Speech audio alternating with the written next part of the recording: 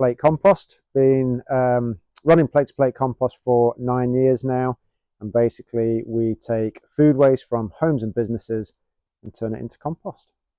Right, Mark, we've come to you today and we're going to discuss about what you actually do, just so people can have an understanding of the process of collection, because it's huge and we want to be more sustainable as a household as well as a business. So just give us an idea of what happens. You've collected my bucket of food. What happens next?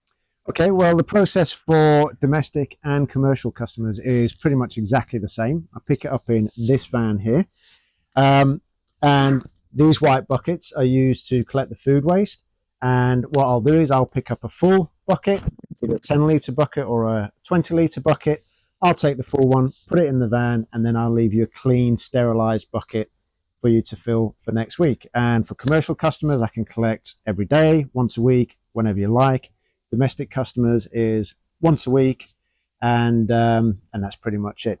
Customers, I'm aiming for independent restaurants, delis, small local businesses. So 20-litre buckets tends to work very, very well, and 10-litre buckets for offices, and 10-litre bucket for domestic is more than enough.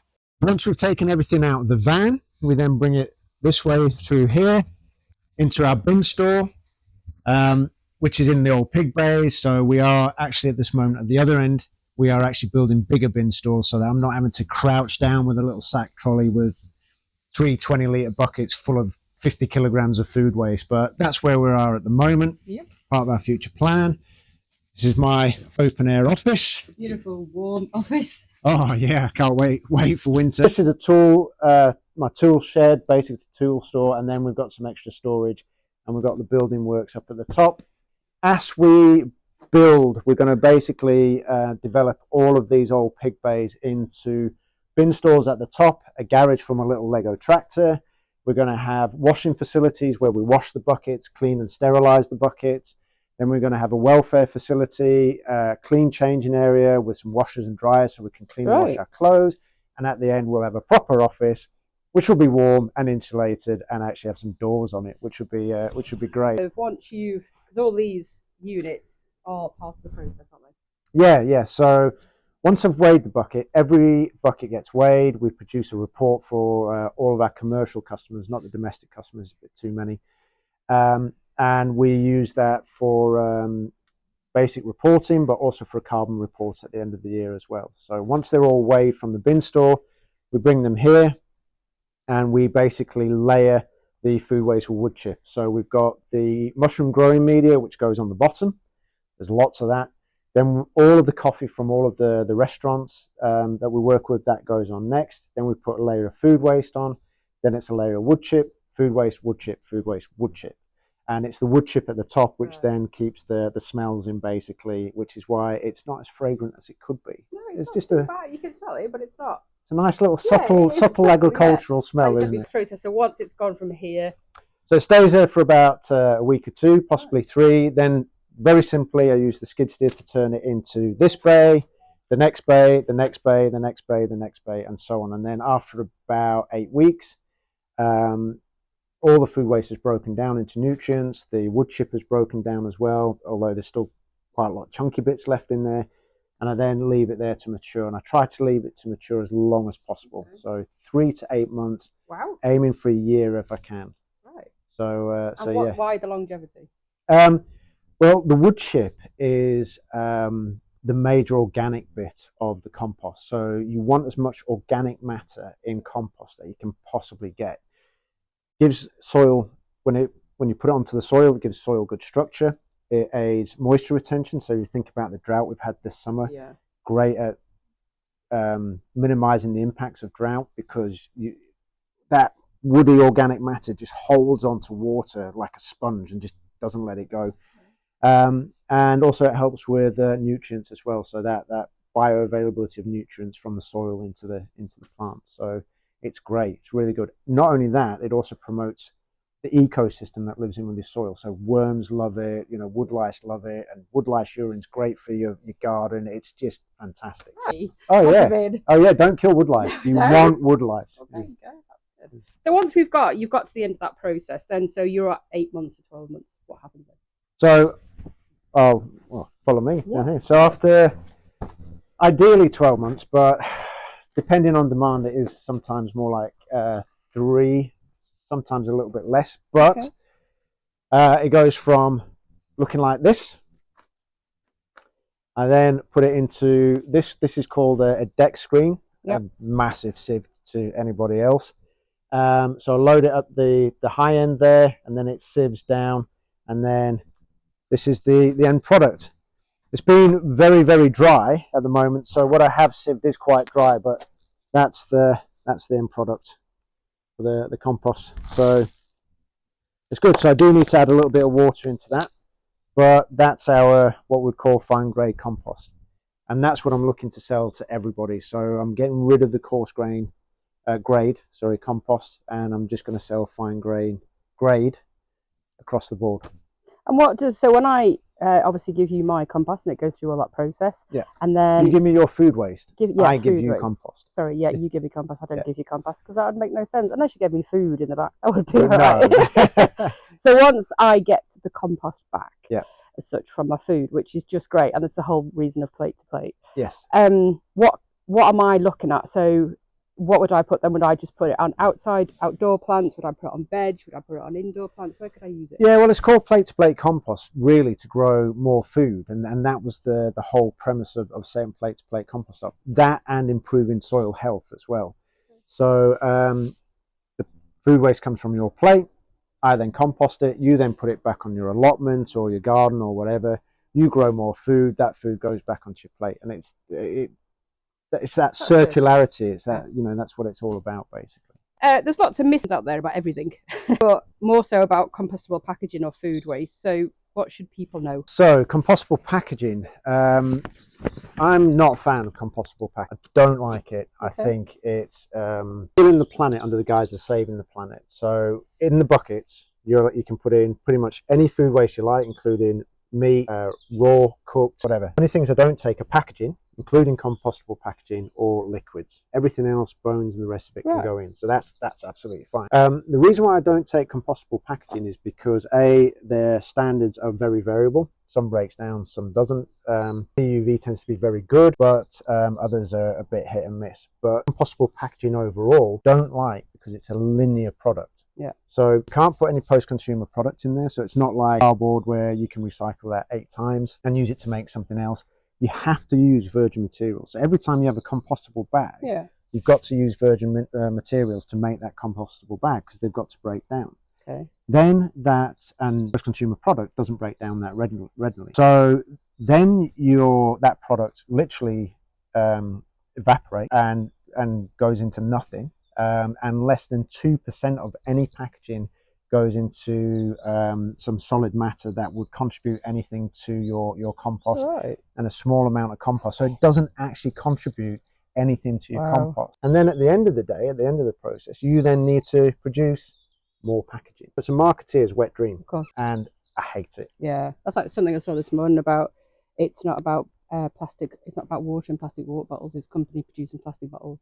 Yeah, it's nothing to do with the water, really. No, exactly. It's just the plastic bottles. If I've just signed up, which is great. Yeah. And it's something that I've not been able to do. I've got a small yard at the back of my house, which was a garden, but it's now, for whatever reasons, not. So I've never been able to have a composting bin because one, the garden's too small, and two, rats, which I'm not a huge fan of, nor as many people. But because of the likes of Garforth, for example, every house is back to back. They're all quite close together. So there's probably quite a lot of houses that are trying to avoid composting themselves unless you've got a big, massive garden. So you give me my bucket. What can I put in it? Anything. So anything at all apart from what we've just discussed. apart from liquids and compostable packaging. Coffee. So coffee grounds are fine. Yeah. Tea bags are fine, but tea leaves are better because it's more sustainable, less packaging.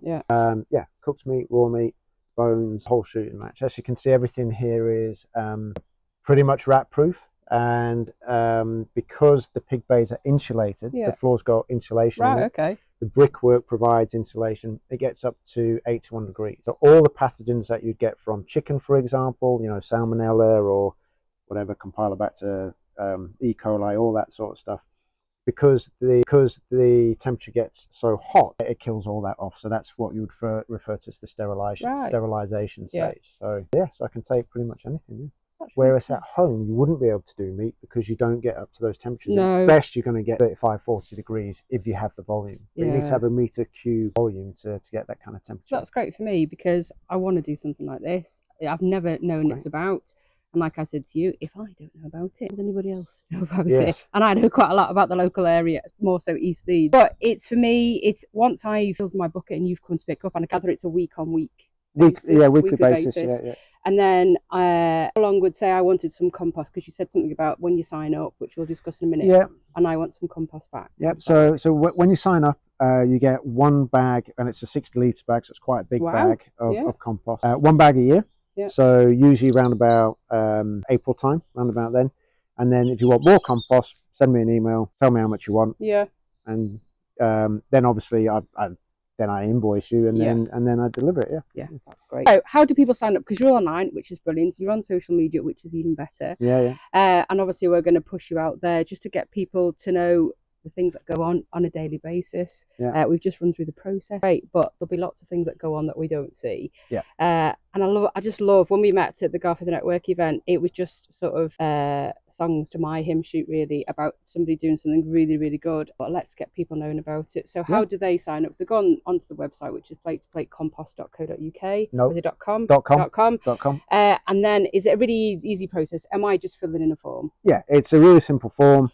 Contact details. Obviously, it needs to include your address so I can see where you are and see how you fit into the existing schedules. And then just a short message, I'd like to sign up. And it's a 1 month free trial to start with. Great. So you get that, because it's not for everybody. And also sometimes people think, oh, do you know what? I think I can do this myself. And that's absolutely fine. I have no problem with that. As long as people are compost, that's fine by me. So yeah, fill it in. It's a really easy form.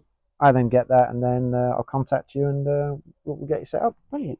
Because there was something said online the other week about I was watching some program about the amount of food that is wasted in our black bins, which is general bins, and it's huge. It is. What gets chucked away and then just sits not being composted, and people just presume that, oh, if I put it in, eventually it'll just get composted with everything else, but that's just not how it works. No, worst case scenario, it goes to landfill. Now, Leeds does not send its food waste to landfill, so it does not go there. But if it went to landfill, landfill is an anaerobic environment, so nothing breaks down. That's why if there's been a couple of cases where they've reopened landfills and they've found a newspaper from like 1962 and still been able to read it. That's because of the anaerobic environment. Leeds City Council, they send all of their food waste to the energy recovery for Cross Green Industrial Estate. And that's good. It's a really, really good scheme because they recover all the energy from incinerating all of the municipal waste from Leeds. And then they feed a district heating network, and a lot of social housing is connected to that district heating network. So it all kicked off in Ukraine and energy prices went mad.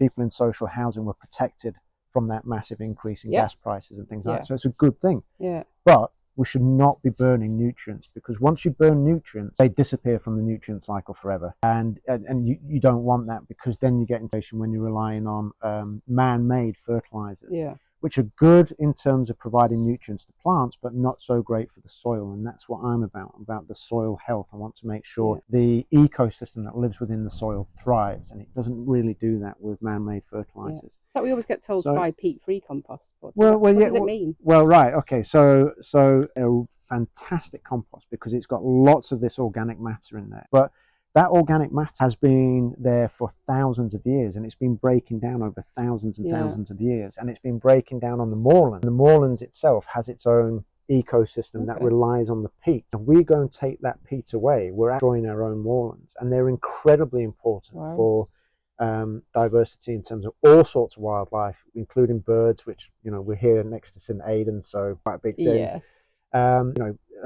Birds, mammals, the insects, the invertebrates, they're all living within that ecosystem. Really, really important. And that's why peat-free is such a big thing. Well, it's really easy. I could talk to you all day because you're fascinating.